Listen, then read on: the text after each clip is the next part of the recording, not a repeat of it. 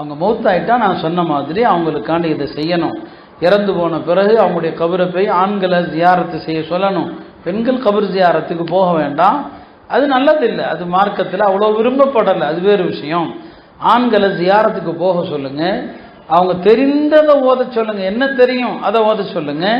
இறந்து போனவர்களுக்காக சதக்காக்கள், சஹாபாக்கள் இறந்து போனவங்களுக்கு சதக்கா செய்வாங்க. சாது இப்னு உபாதா அவர்கள் நபி ஸல்லல்லாஹு அலைஹி வஸல்லம் வந்தாங்க, யா ரசூலல்லாஹ் என் தாய் திடீர்னு மௌத்தா போயிட்டாங்க, என் தாய்க்காக நான் ஒரு சதக்கா செஞ்சால் அவங்களுக்கு பலன் தருமா?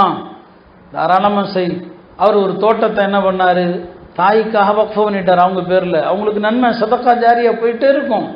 இப்படி தான் சஹாபாக்கள் தம்மிடம் உள்ள பெரிய சொத்தை வக்ஃப் செய்வாங்க. குர்ஆன் ஓதுவது மட்டுமல்ல, இறந்து போனவர்களுக்காக நன்மை தரக்கூடிய பல காரியங்கள் இருக்குது. அவங்க கபருக்கு போயிட்டே இருக்கிற மாதிரியான செயல்பாடுகள் இருக்குது. ஒரு பள்ளிவாசல்ல தேவையுள்ள பள்ளி, குர்ஆன் அதிகமாக இருக்கிற பள்ளியில் போய் மேலும் மேலும் குர்ஆனை சேர்க்கக்கூடாது. எங்கேயாவது ஒதுக்குப்புறமாக சில பள்ளிகள் இருக்கும், அந்த பள்ளியில் போய் ஏதாவது குர்ஆன் வாங்கி வைக்கிறது. மதரசாக்கள் இருக்குது, அந்த பிள்ளைங்க படித்து பயன்பெறுகிற நூல்களை வாங்கி வைக்கிறது. யாரெல்லாம் இதெல்லாம் இறந்து விட்ட என் தாய் தந்தையருடைய மண்ணறைக்கு சேர்ப்பித்தருள், அது கியாமத்து நாள் வரைக்கும் போயிட்டே இருக்கும். இப்படி அவங்க ஹயாத்தா உள்ள இருக்கும்போதும் சரி, அவங்க இறந்து விட்ட பிறகும் சரி, நாம் அந்த தாய் தந்தையருக்கு உபகாரியாக இருந்தால் நம்முடைய வாழ்க்கை இம்மையிலும் செழிக்கும், சிறப்பாகும், மறுமையிலும் சிறப்பாகும். இந்த இளைய பிள்ளைங்களுக்கு இதை சொல்லிக் கொடுங்க. தந்தையை மதிக்கணும், அத்தா முன்னால் மரியாதை இல்லாமல் பேசக்கூடாது, மரியாதை இல்லாமல் நடக்கக்கூடாது, தந்தைக்கு முன்னால் ஆடைகளை அப்படி தூக்கி லுங்கியை கட்டிட்டு நிற்கக்கூடாது.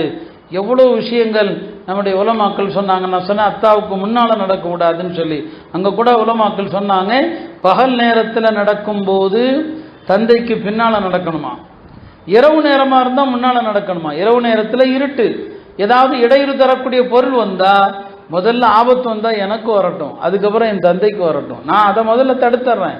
இப்படியெல்லாம் உலமாக்கள் நமக்கு ஒழுக்கங்களை சொல்லி கொடுத்தாங்க. எனவே அருமையான தாய்மார்களே, மார்க்கங்கிறது வெறும் வணக்கத்திற்கு மட்டும் பெயர் அல்ல, இந்த மனிதர்களுடனான கடமைகள் இருக்குது. அதில் பெரிய கடமை தாய் தந்தையருடைய கடமைகள் தான். உங்களுக்கு வயதான தாய் தந்தையர் இருந்தால் உங்களுடைய கணவருக்கு செய்ய வேண்டிய கடமைகள் போக கணவனுடைய அனுமதியோடு அந்த வயதான பெற்றோரை போய் பாருங்க, தினமுமோ ஒரு நாள் விட்டோ போய் பாருங்க. அவங்களுக்கு உங்களால் என்ன ஹிதமத் செய்ய முடியும் அந்த பணிவிடை செய்யுங்க.